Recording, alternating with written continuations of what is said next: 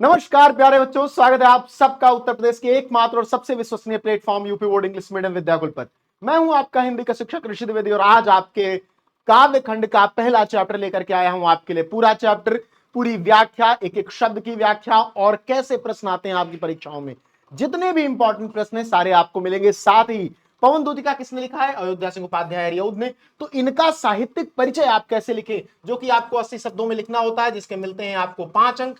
तो उस 5 अंक को प्राप्त करने के लिए आप कैसे लिखेंगे, उस पर भी बात करेंगे। अर्थात क्या क्या सीखने वाले हैं? अयोध्या सिंह उपाध्याय का साहित्यिक परिचय सीखने वाले हैं, पवन दूतिका की व्याख्या सीखने वाले हैं और पाठ के अभ्यास प्रश्नों को भी जानेंगे, जो कि आपके लिए बहुत महत्वपूर्ण होने वाला है। आपको क्या करना है? कुछ नहीं, धैर्य से बैठिए, क्लास देखिए और इस सेशन को अपने सभी साथियों के साथ शेयर कर दीजिए, जो कि 12th में इस बार हैं, किसी भी स्ट्रीम के हो, हिंदी तो सबको पढ़नी है।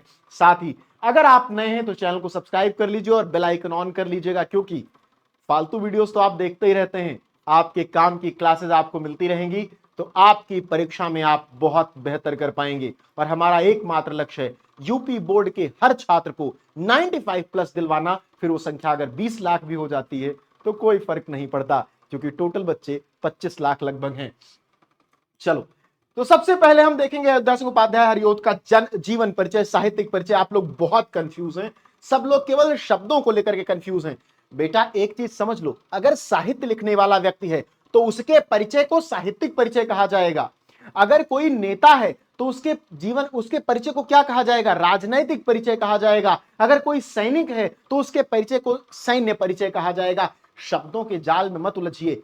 साहित्यिक परिचय का मतलब लेखक के जीवन के बारे में बताने का उद्देश्य, बस और कुछ नहीं। जन्म 15 अप्रैल 1965, जन्म स्थान निजामाबाद आजमगढ़, पिता भोला सिंह उपाध्याय, माता रुक्मिणी देवी। शिक्षा स्वाध्याय से विभिन्न भाषाओं का अध्ययन। पहले के लोग बहुत सारी भाषाएं पढ़ते थे। भाषा कौन कौन सी है? ब्रज भाषा एवं खड़ी बोली सीखी, क्योंकि आपको पता है द्विवेदी युग के लेखक हैं। द्विवेदी युग से पहले भारतेंद्र युग में क्या था? भाषाएं दो प्रकार की थी। जो काव्य की भाषा थी वो ब्रज थी, और जो गद्य की भाषा थी उसने खड़ी बोली स्वीकारना शुरू किया था। लेकिन जब महावीर प्रसाद द्विवेदी प्रवेश करते हैं साहित्य के क्षेत्र में, साहित्य के अखाड़े में, तो वे सरस्वती का संपादन शुरू करते हैं और वे सुनिश्चित करते हैं कि हर एक कविता खड़ी बोली हिंदी में लिखी जाए। तो उसके बाद हरिऔध सिंह, हरिऔध जी, या फिर आपके मैथिली शरण गुप्त जी, पंचवटी हो गया उनका, या आपके सिलेबस में जो है साकेत, कैकेयी का अनुताप, वो सारी चीजें फिर खड़ी बोली हिंदी में आने लगी। इसे कविताओं का गद्यात्मक स्वरूप कहना ज्यादा सही होगा। शैली प्रबंधन एवं मुक्तक है। प्रमुख रचनाएं प्रिय प्रवास, चोखे चौपादे, चुपते चौपादे, वैदेही वनवास, रुक्मिणी परिणय। मृत्यु 6 मार्च सन 1947 को हुई है।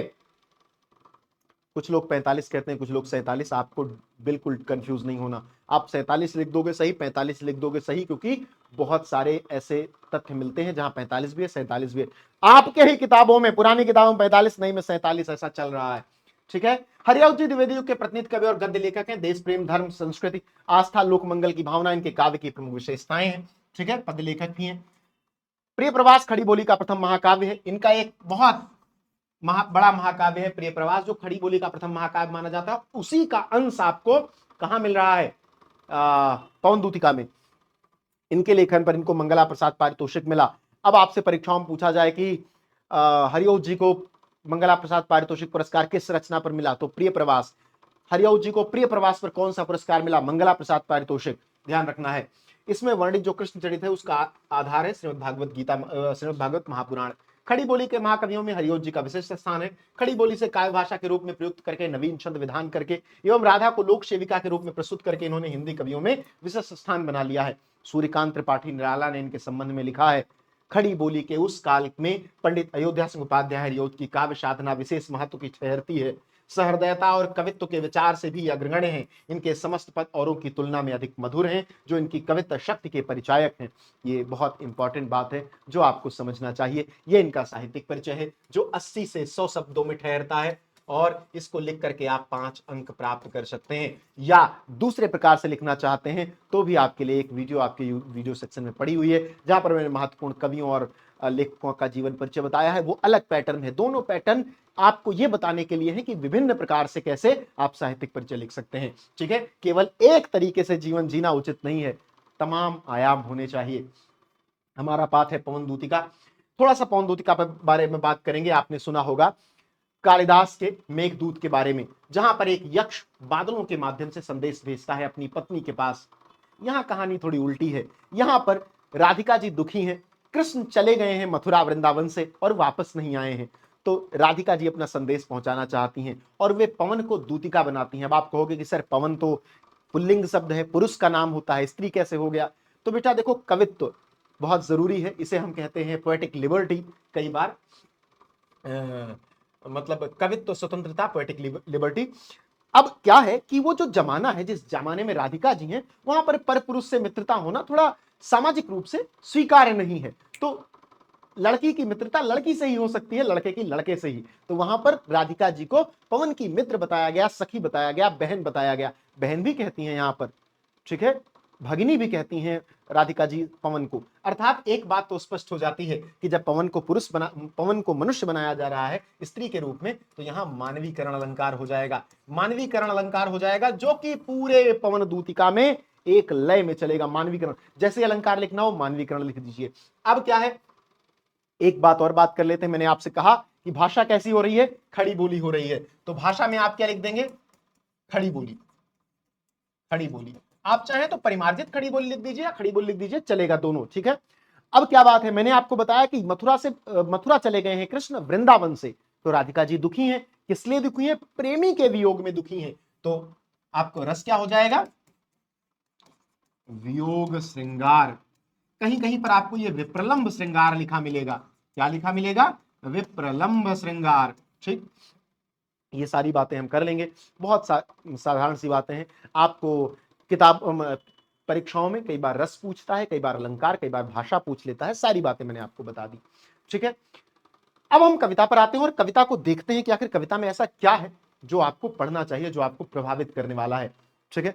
बैठी खिन्ना यक दिवस वे गेह में थी अकेली। बैठी खिन्ना, खिन्ना दुखी बैठी थी, दुखी यक दिवस एक दिन, वे कहां? गेह में, घर में। कैसे बैठी थी? अकेली।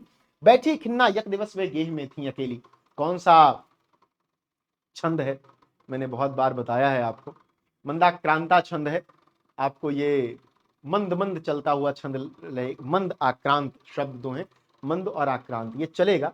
और आपको ये छंद पढ़ते हुए एक तो मधुरता महसूस होगी और थोड़ा जो भाषाई कौशल है वो बहुत स्पष्ट दिखेगा, बहुत साफ गोई में बातें कही जा रही दिखेंगी। तो ये मंदाक्रांता छंद है, ठीक है। आप इसको भी लिख सकते हैं, कई बार पूछ ले आपसे कि छंद कौन सा है, तो आप लिख दोगे मंदाक्रांता। क्या है कि पुराने जो कवि हैं वो संस्कृत से बहुत प्रभावित हैं, तो मंदाक्रांता छंद, ये शिखरणी छंद, ये सारे संस्कृत के छंद हैं। उनका हिंदी में प्रयोग एक अद्भुत कौशल भी है, ये भी ध्यान रखना है आपको, ठीक है। बैठी खिन्ना एक दिवस वे गेह में थी अकेली। एक दिन वे घर में अपने अकेली बैठी हुई थी। आके आंसू दृग युगल में। दृग का क्या अर्थ हो जाएगा? दृग माने आंखें और युगल माने दोनों, दोनों आंखों में आंसू आकर के थे धरा, धरा माने पृथ्वी, जहां वे बैठी हुई थी उसको भिगो रहे थे। आपकी आंखों से आंसू गिरेंगे तो आप जहां बैठे होंगे वहां पर पृथ्वी भीग जाएगी। तो बैठी खिन्ना एक दिवस वे गेह में थी अकेली। आके आंसू दृग युगल, दोनों आंखों में आंसू आकर के उस धरती को भिगो रहे थे, रो रही थी, परेशान थी, कृष्ण के विरह में परेशान थी। आई धीरे इस सदन में, सदन का फिर से अर्थ होगा घर। धीरे से सदन में प्रवेश करती है, पुष्प सदगंध को ले, सुंदर पुष्पों की सुगंध को लेकर। प्रातः वाली सुपवन, प्रातः वाली सुपवन, सुंदर पवन, सुंदर पवन। इसी काल, इसी काल, काल मतलब समय, वातायनों से मतलब खिड़की से, ठीक है। कितना सुंदर अर्थ है, कठिन नहीं है, बहुत सरल है। संदर्भ क्या लिखोगे? प्रस्तुत पद्यांश हमारी पाठ्य पुस्तक काव्यांजलि के पवन दूतिका नामक शीर्षक से उद्धृत है, जिसके लेखक द्विवेदी युग के जिसके रचयिता द्विवेदी युग के कवि शिरोमणि हरिऔध जी हैं या अयोध्या सिंह उपाध्याय हरिऔध जी हैं, जो भी आपको लिखना हो आप दोनों लिख सकते हो। बैठी खिन्ना एक दिवस वे गेह में थी अकेली। एक दिन वे अपने घर में अकेली बैठी हुई थी। आके आंसू दृग युगल में थे धरा को भिगोते। दोनों आंखों में उनके आंसू आ रहे थे और जब गिर रहे थे तो जमीन भीग रही थी। आई धीरे इस सदन में पुष्प सदगंध को ले। उसी समय फूलों की, धीरे से कोई आती है, फूलों की सुगंधित क्या खुशबू को लेकर। अब सुगंधित खुशबू कहेंगे या खुशबू ही कहते हैं, दोनों एक ही बात है। सुगंध को लेकर, सुंदर गंध को लेकर के प्रवेश करती है। कौन? प्रातः वाली सुपवन, जो प्रातः वाली ठंडी ठंडी हवाएं होती हैं वो प्रवेश करती हैं उसी समय। कहां से? वातायनों से। वातायन खिड़की कहते हैं वातायनों को। खिड़की, आप वातायन जानते हैं। वातायन मतलब होता है वात मतलब हवा, आयन शब्द है, ठीक है। तो आयन मतलब आना आप कह सकते हो। ऐसे ही व्याकरणिक संबंध स्थापित किए जाते हैं, कोई बहुत जटिलता नहीं है उनमें। अब ये बात हो गई, आपने 4 लाइनें सीख ली, आगे बढ़ते हैं। संतापों को, संतापों मतलब दुख को, विपुल बहुत अधिक, विपुल माने बहुत अधिक, बढ़ता देख के दुखिता हो, दुखिता मतलब दुखी होकर। धीरे बोली सदुख, सदुख दुख के साथ, सदुख, स इसमें उपसर्ग लगा है, स मतलब सहित, किसके सहित? दुख के सहित, उससे श्रीमती राधिकायों। अब यहां राधिका को श्रीमती कहा गया। ऐसा माना जाता है कि ब्रह्मा जी ने किसी एक वन में, उस वन का नाम मुझे नहीं याद है, राधा और कृष्ण की शादी करवाई थी।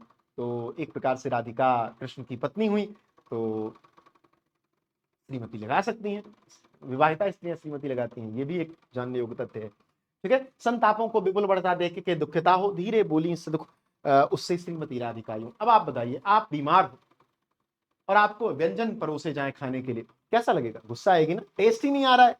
ज्वर से पीड़ित हैं आप, बुखार से पीड़ित हैं आप, कोरोना हो गया है आपको, तो आपको टेस्ट ही नहीं आ रहा आपकी जीभ में, और आपको व्यंजन पे व्यंजन, पिज्जा आ रहे हैं, बर्गर्स आ रहे हैं, बर्गर्स, ठीक है। हमारी एक मैम थी, वो हमसे कहती थी कि बर्गर नहीं होता, बर्गर्स होता है। तो जो भी होता है, मतलब टेस्टी कोई चीज आए और आपको टेस्ट पता ना चले तो गुस्सा आएगी और दुख बढ़ेगा, क्योंकि उस समय कुछ खाने का मन नहीं होगा। अब ये अपने दुख में दुखी है। वियोग का दुख, विक्षोभ का दुख सबसे बड़ा दुख होता है इस दुनिया में, जब आपसे कोई अलग हो जाए और आपको संभावना भी ना हो उससे मिलने की। ये पीड़ा आप किसी भी दर्द से, किसी भी बीमारी की पीड़ा से आप इसको कंपेयर करेंगे तो ये दुख सबसे बड़ा होता है। किसी को खोने का दुख, किसी से कभी ना मिलने के दर्द के श्राप का दुख बहुत बड़ा होता है। तो उस दुख से पीड़ित हैं और सुंदर हवा आती है, तो उस समय तो कुछ भी अच्छा नहीं लगेगा ना। तो उससे क्या होता है, उनका दुख, संताप जो है, उनके दुख हैं बहुत अधिक बढ़ने लगते हैं, उनके दुख और ज्यादा बढ़ने लगते, उनको चिड़चिड़ापन, फ्रस्ट्रेशन होने लगती है, क्या हो रहा है मेरे साथ। तो अपने दुखों को बहुत अधिक बढ़ता देखकर दुखी होकर धीरे से दुख के साथ श्रीमती राधिका ने कहा, क्या कहा? प्यारी प्रातः पवन इतना क्यों मुझे है सताती, हे प्यारी प्रातः पवन, हे प्यारी सुबह की पवन, तुम मुझे इतना क्यों परेशान कर रही हो? क्या बिगाड़ा है मैंने तुम्हारा? क्या तू भी है कलुषित हुई काल की क्रूरता से? क्या तुम भी समय की कठोरता से कलुषित हो गई हो? क्या तुम भी समय की कठोरता से प्रभावित होकर कठोर हो गई हो, क्रूर हो गई हो? समय तो क्रूर है ही, समय ने मेरे प्रियतम और मुझ में वियोग करवा दिया, अलग करवा दिया, विक्षोभ करवा दिया। तुम बताओ, तुम्हारा क्या चल रहा है? तुम क्यों इतना परेशान कर रही हो मुझे? तुम्हारा क्या मोटिवेशन है इसके पीछे? ठीक है। अब पवन का तो कोई मोटिवेशन नहीं है भाई, सुबह का काम है उसका चलना, वो चल रही है। आप एक कविता एक गीत पढ़ेंगे, बड़ा सुंदर है कि जो आपके जयशंकर प्रसाद जी ने लिखा है उषा के बारे में। तो क्या तू भी है कलुषित हुई काल की क्रूरता से? क्या तुम भी काल की कठोरता से क्रूर हो गई हो? तुम्हें भी मेरा दुख नहीं दिख रहा? तुम भी मुझे परेशान करना चाहती हो? एक बार फिर से अर्थ देखते हैं चारों लाइनों का, एक बार में अर्थ देखते हैं, जिससे आप कॉपी में क्या लिखोगे। अपने दुखों को बहुत अधिक बढ़ता देख करके बहुत दुखी हुई राधिका जी, और अपने दुख के साथ पवन को संबोधित करती हुई कहती हैं कि हे पवन, तुम मुझे क्यों इतना परेशान कर रही हो? मेरे दुख को क्यों इतना बढ़ा रही हो? क्या तुम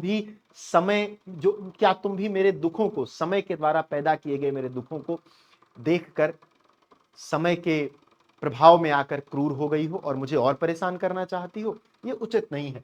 कहानी आगे बढ़ती है, चर्चा करती हैं कि मुझे दुख क्यों है। राधा जी बताती हैं कि मुझे दुख क्यों है।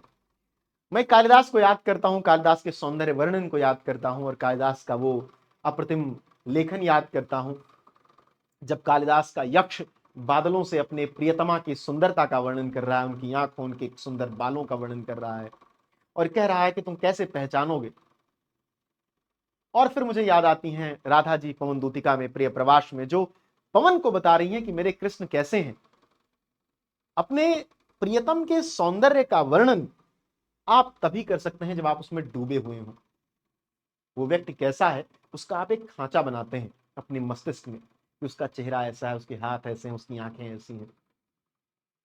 और आप जब दूसरों को बता रहे होते हैं तो तल्लीनता आप में नजर आती है कि आपने कितनी तल्लीनता से अपने प्रियतम को ऑब्जर्व किया है, देखा है। राधिका के अंदर देखते हैं कैसे भाव है। कहती हैं मेरे प्यारे नव जलद से कंज से नेत्र वाले, मेरे प्यारे जो हैं नव जलद से, नए बादल के समान है। नया बादल कैसा होता है? नया बादल काला होता है, काला होता है। काला, या आप कह सकते हैं कि थोड़ा सा सांवला टाइप का होता है, बहुत काला भी नहीं होता और सफेद भी नहीं होता, जो पानी लेकर के नया नया आता है बरसात के लिए। तो कृष्ण कैसे हैं? मेरे प्यारे नव जलद से हैं, उनका शरीर जो है नए बादल के समान श्यामल है, और कंज से नेत्र वाली, और आंखें कैसी हैं? कमल के समान। मानवीकरण अलंकार तो आपको मिल ही रहा है। कंज के समान नेत्र हैं उनके, तो तुलना हो गई, उपमेय और उपमान में तुलना हो रही है। कमल से आंखों की तुलना हो रही है, उपमा अलंकार हो जाएगा। बहुत बारीकी से इन सब चीजों को आपको पहचान लेना चाहिए। ठीक है। जाके आए न मधुवन से और न भेजा संदेशा, जाके आए न मधुवन से और न भेजा संदेशा। वो मधुवन चले गए, मधुवन, मधुवन से चले गए। ये जो हमारा मधुवन था जहां हम खेलते थे, जाके आए न मधुवन से, मधुवन से गए लेकिन आए नहीं, और न भेजा संदेश, और कोई संदेश भी नहीं भेजा है उन्होंने। इसीलिए पीड़ित हूं, इसीलिए दुखी हूं। मैं रो रो के प्रिय विरह में बावली हो रही हूं, पागल हुई जाती हूं। ठीक है। जाके मेरी सब दुख कथा श्याम को तू सुना दे। हे पवन, तुम मुझे परेशान कर रही हो, लेकिन मुझे परेशान करके कुछ नहीं मिलेगा। तुम पवन हो, और पवन की एक कैरेक्टरिस्टिक्स आपको याद है, बचपन में कविता पढ़ी होगी ना, कि हवा हूं बसंती हवा हूं, सुनो बात मेरी अनोखी हवा हूं, बड़ी बावली हूं, बड़ी मस्त मौला, नहीं कुछ फिक्र है, बड़ी ही निडर हूं, जिधर चाहती हूं उधर घूमती हूं, मुसाफिर अजब हूं, नगर बार मेरा न उद्देश्य मेरा, न आशा किसी की, न प्रेमी न दुश्मन। यहां पर यह पता चलता है कि उद्देश्य नहीं है पवन के पास। उद्देश्य कौन दे रहा है? राधा जी दे रहे हैं। क्या कह रही हैं? कि मेरे कृष्ण जो है काले बादल के समान जिनका शरीर है और जिनकी आंखें कमल के समान हैं, वे मधुबन से चले गए और कोई संदेश, और वापस भी नहीं लौटे, नहीं कोई संदेशा भेजा। मैं उनकी याद में रो रो कर पागल हो गई हूं। तुम क्या मेरा संदेश उन तक पहुंचा दोगी? क्या मेरा इतना काम कर दोगी? अब पवन मान जाती है कि भैया राधा जी कह रही हैं तो जाना तो पड़ेगा ही। अब पवन के जैसे ही जाने के लिए हाँ करती हैं, तो इंस्ट्रक्शन के रूप में एक निर्देशिका की पुस्तक खोलती हैं राधा जी और कुछ निर्देश देती हैं प्यारे से। आइए निर्देश पर गौर करते हैं। जो ही मेरा भवन तज तू अल्प आगे बढ़ेगी, तज मतलब छोड़कर, मेरा भवन मेरा घर, तू अल्प मतलब थोड़ा, जैसे ही तुम मेरा घर छोड़कर थोड़ा सा आगे बढ़ोगी, शोभा वाली सुखद कितनी मंजू कुंजे मिलेंगी। कुंजे मतलब लताएं, मंजू मतलब मृदुल मनोहर। शोभा वाली बहुत सुंदर, सुखद सुख देने वाली, कितनी, जैसे ही तुम मेरा घर छोड़ के आगे बढ़ोगी तैसे बहुत सुंदर सुख देने वाली कोमल लताएं तुमको मिलेंगी। हवा को क्या चाहिए? पेड़ पौधे जिन्हें हिला सके, डुला सके। तो वो तो लताओं को देखकर मोहित हो जाएगी।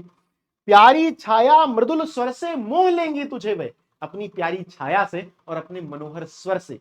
हवाएं चलती हैं तो पत्तियां जब हिलती हैं तो उनमें एक स्वर होता है, बड़ा मृदुल होता है, तो उस स्वर से तुम्हारा मन मोह लेंगी। तो भी मेरा दुख लख, लख माने देख कर, वहां जाना विश्राम लेना। तो भी जब तुम्हें वे मोह ले, तब भी तुम मेरे दुख को याद करना और वहां पर विश्राम मत करना, आगे बढ़ जाना। ठीक है।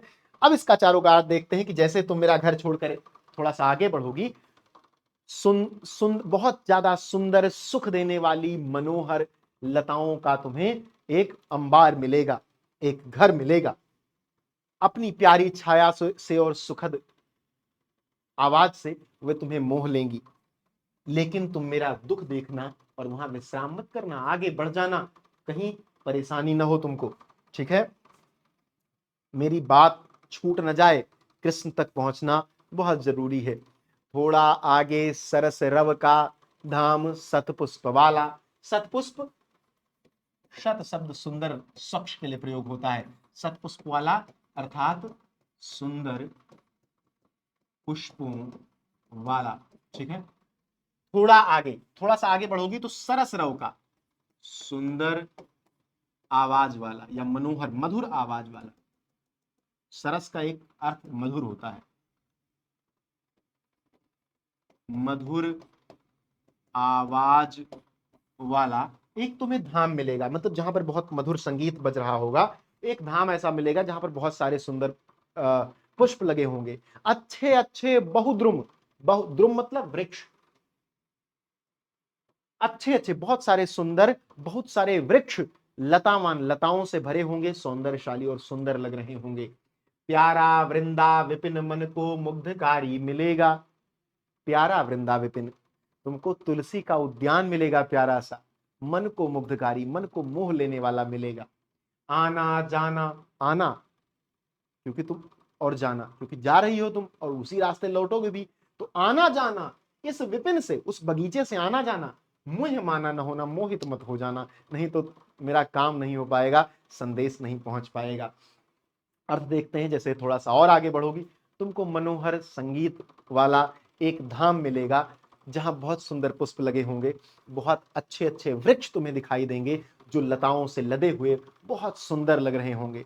बहुत प्यारा तुलसी का उद्यान भी तुम्हें मिलेगा जो मन को मोह लेने वाला लगेगा। लेकिन तुम आना जाना उस विपिन पर, उस उद्यान पर मोहित मत हो जाना, नहीं तो काम रुक जाएगा। जाते, अब देखो यहां तक तो बात हो गई कि भैया देखो तुम अपना मत काम करना। एक प्रश्न आता है, आपकी परीक्षाओं में कई बार पूछा गया है, राधा जी की लोक मंगल भावना क्या है? राधा जी की लोक मंगल भावना कैसे, राधा जी की लोक मंगल भावना क्रियान्वित हो रही है, इस बारे में हम लोग बात करेंगे। ठीक है, और इस पर बात करना जरूरी क्यों है? इस पर बात करना जरूरी इसलिए है क्योंकि आपकी परीक्षाओं में प्रश्न आता है। अब वे कह रही हैं कि देखो अभी तक तो वे रोक रही थी, अभी तक तो वे कह रही थी कि जो चीजें तुम्हें मोहित करती हैं वो मत करना, मेरा काम प्राइमरी है। लेकिन अब समाज जैसे प्रवेश करेगा, वहीं राधा जी अपने प्रेम को सेकेंडरी कर देंगी, समाज को प्राइमरी कर देंगी। देखते हैं, बड़ी खूबसूरती से करती हैं राधा जी, और हरिओ उतने ही सुंदरता से इसे लिखते हैं कि जाते जाते अगर पथ में क्लांत कोई दिखावे, क्लांत मतलब थका हुआ, जाते जाते अगर पथ में क्लांत कोई दिखावे, तो जाके सन्निकट उसकी क्लांतियों को मिटाना, सन्निकट पास। ठीक है, जाते जाते अगर पथ में क्लांत कोई दिखावे, तो जाके सन्निकट उसकी क्लांतियों को मिटाना। हम लोग जब गर्मी से बेहाल होते हैं तो ठंडक में जाते हैं, पंखा उंखा चलाते हैं, एसी वगैरह चलाते हैं और कूल कूल हो जाते हैं, सारी थकान मिट जाती है। अगर आप कभी वृक्ष के नीचे चले जाएं, बगीचे में चले जाएं, वहां भी अच्छी हवा चल रही हो तो भी आप थकान से मुक्त हो जाते हैं। तो हवा सुबह की है, ठंडी हवा है, सुगंधित हवा है, तो अगर किसी थके हुए व्यक्ति के पास से गुजरेगी तो क्या होगा? उस थकान रहित हो जाएगा, जाहिर सी बात है। तो जाते जाते अगर पथ में क्लांत कोई दिखावे, अगर रास्ते में जाते हुए तुम्हें कोई थका हुआ व्यक्ति दिखाई पड़े, तो जाके सन्निकट उसकी क्लांतियों को मिटाना, तो उसके पास चली जाना और उसके थकान को मिटाना। ठंडी हो, हवा हो तो थकान मिटा दोगी।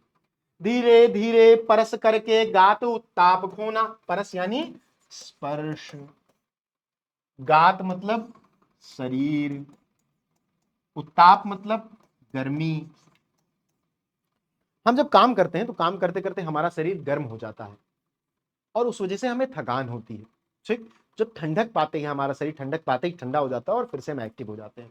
ठीक, तो धीरे धीरे परस करके, धीरे धीरे उस व्यक्ति को स्पर्श करना, उस शरीर को स्पर्श करना, उस शरीर को स्पर्श करना और उसका उत्ताप अर्थात गर्मी को मिटा देना, जिससे वो स्वतंत्र हो जाए और अपने पूरे पोटेंशियल का फिर से इस्तेमाल कर पाए, थकान मिट जाए। सदगंधों से श्रमित जन को हर्षितों सा बनाना, सदगंध मतलब सुगंध, सुगंध से क्या करना? श्रमित जन को, जो थका हुआ व्यक्ति है उसे हर्षितों सा खुश कर देना। तो लोक मंगल भावना प्रभावी हो गई, अब नहीं रोक रही हैं कि मत रुकना, अब कह रही हैं करना। क्यों? कि जाते जाते अगर पथ में क्लांत कोई दिखावे, अगर जाते हुए रास्ते में तुम्हें कोई थका हुआ व्यक्ति दिख जाए तो तुम उसके पास जाना और उसकी थकान को मिटाना, उसको धीरे धीरे स्पर्श करना और उसके शरीर की गर्मी को समाप्त करना और अपनी सुगंध से उसको हर्षितों सा बना देना। ठीक है, आगे बढ़ते हैं।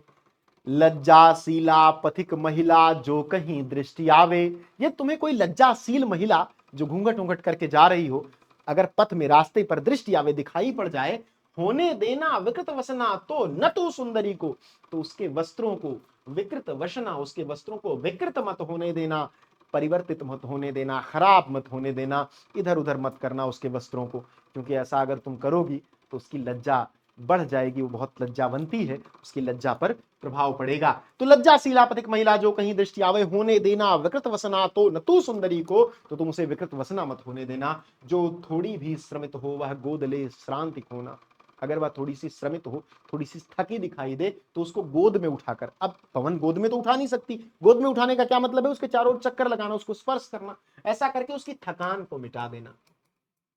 होठों की और कमलमुख की म्लानताएं, म्लानताएं मतलब मुरझायापन मिटाना। हम जब थकते हैं तो क्या होता है, हमारा चेहरा डल पड़ जाता है, हमारे होंठ सूखने लगते हैं, मुरझा जाते हैं। तो अगर हम में नया उत्साह का संचार हो, तो हमारे सबसे पहले होठों और मुख पर ही उसकी छाप पड़ेगी। कमल मुख रूपक अलंकार, उपमेय में उपमान का भेद रहित आरोप, ठीक है। विकृत वसना अनुप्रास अलंकार, ठीक है। म्लानताएं मिटाना, ठीक है। अनुप्रास अलंकार, तो ये सब आपको पहचानते रहना है। एक बार फिर से अर्थ देखते हैं कि कोई लज्जाशीला महिला अगर तुम्हें दिखाई पड़े पथ पर, तो उसके वस्त्रों को खराब मत करना, और क्या करना, अगर वह थकी हुई दिखाई दे तो उसको गोद में लेकर उसकी थकान को मिटाना, और उसके होंठ की और उसके कमल मुख की जो मुरझायापन है उसको दूर कर देना, वो थकान मिटते ही दूर हो जाएगा। आगे क्या कहती हैं, आगे कहती हैं, कोई क्लांता कृषक ललना यदि कहीं दृष्टि आवे, कोई क्लांता कृषक ललना यदि कहीं दृष्टि आवे, कोई क्लांता कृषक ललना, क्लांता शब्द स्त्री के लिए प्रयोग हुआ है, तो कोई किसान की बेटी, किसान की बेटी, कोई क्लांता कृषक ललना खेत में जो दिखावे, कोई किसान की बेटी तुम्हें खेत में दिखाई पड़े और वो थकी हुई हो, धीरे धीरे परस उसकी क्लांतियों को मिटाना, तो धीरे धीरे स्पर्श करके उसको उसकी थकान को मिटा देना। जाता कोई जलद, जलद माने बादल, जाता कोई बादल यदि हो व्योम में, व्योम मतलब आकाश में, तो उसे ला, यदि कोई बादल आकाश में जा रहा हो तो उसे अपनी शक्ति से उड़ा लाना। छाया द्वारा सुखित करना तप्त भूतांगना को, और वो जो पृथ्वी है जहां पर वो किसान की बेटी काम कर रही है, उस बादल को खींचकर उसके ऊपर ले आना, जिससे ये जो भूतांगना है, जो पृथ्वी है, तप्त है, जो गर्म हो चुकी है, इसको थोड़ी ठंडक मिले, इसको थोड़ा लाभ मिले उस चीज का, ठीक है। चलिए आगे बढ़ते हैं। जाते जाते पहुंच मथुरा धाम में उत्सुका हो। अब देखिए, ये तो अब एक बात जो सबसे परेशानी आपके सामने आएगी कि सर आप व्याख्या तो बता रहे हैं लेकिन इसको लिखेंगे कैसे अभ्यास प्रश्न के लिए, तो आप थोड़ा सा देख लीजिए अभ्यास प्रश्न, फिर हम आगे बढ़ते हैं। कि जैसे मान लीजिए आपके सामने मैंने आपको ये पैराग्राफ पढ़ाया, बैठी खिन्ना एक दिवस वे गेह में थी अकेली, आके आंसू द्रव्योल से तेरा को भिगोते, आई धीरे इस सदन में पुष्प सदगंध कोले, प्रातः वाली सुपवन उसी काल वातायनों से, प्रातः वाली सुपवन उसी काल वातायनों से, संतापों को विपुल बढ़ता देख के दुखिता हो, धीरे बोली सदगुस्से श्रीमती राधिका, यूं प्यारी प्रातः पौन इतना क्यों मुझे सताती, क्या तू भी कलुषित हुई काल की क्रूरता से। अब एक बात समझो यहाँ पर जो बहुत जरूरी है समझना, वो क्या बात है, वो क्या बात है आज की चांदनी में, ये गाना मुझे बहुत पसंद है। अब ऐसे आपको पैराग्राफ मिलेगा जिसमें दो लाइनें रेखांकित रहेंगी और आपसे इनका अलग अर्थ पूछा जाएगा, रेखांकित अंश की व्याख्या कीजिए, और जब रेखांकित अंश पूछा जाए तो केवल इन दोनों लाइनों की व्याख्या करनी है, पूरे की नहीं करनी है, क्योंकि 2 नंबर का ही प्रश्न आएगा रेखांकित अंश का। इसके आधार पर आपसे 5 प्रश्न पूछे जाएंगे, ठीक है। और उन 5 प्रश्नों के अंक कितने होंगे, 2-2। जैसे प्रस्तुत पद्यांश का संदर्भ लिखिए, मैंने संदर्भ शुरुआत में ही इसीलिए बता दिया था कि प्रस्तुत पद्यांश हमारी पाठ्य पुस्तक में संकलित अयोध्या उपाध्याय द्वारा रचित पवन दूतिका शीर्षक कविता से उद्धृत है। रेखांकित अंश की व्याख्या क्या होगी, ऊपर की 2 लाइनें रेखांकित हैं। मैंने आपको बताया था कि एक दिन वे घर में अकेली बैठी थी और उनकी आंखों में आंसू आकर धरती को भिगो रहे थे, दोनों आंखों में आंसू आकर। कवि कहता है कि एक दिन जब राधा उदास खिन्न मन के साथ घर में अकेली बैठी हुई थी और उनकी दोनों आंखों से आंसू बहकर जमीन पर गिर रहे थे, जमीन को गीला कर रहे थे। सिंपल सी बात है, 2 लाइन का अर्थ हो गया। अब यहां पर आपको मिल गए 4 नंबर। प्रस्तुत पद्यांश में कवि ने राधा की किस स्थिति का वर्णन किया है, तो प्रस्तुत पद्यांश में कवि ने विरहावस्था का वर्णन करके कारण दुखी नायिका का वर्णन किया है। जिसके नयनों से अश्रुओं की धारा बह रही है तथा मन को हर्षित एवं आनंदित करने वाली प्रातःकालीन पवन भी नायिका को दुखी करती है। नायिका की इस स्थिति का वर्णन कवि ने किया है। स्पष्ट है आपके सामने।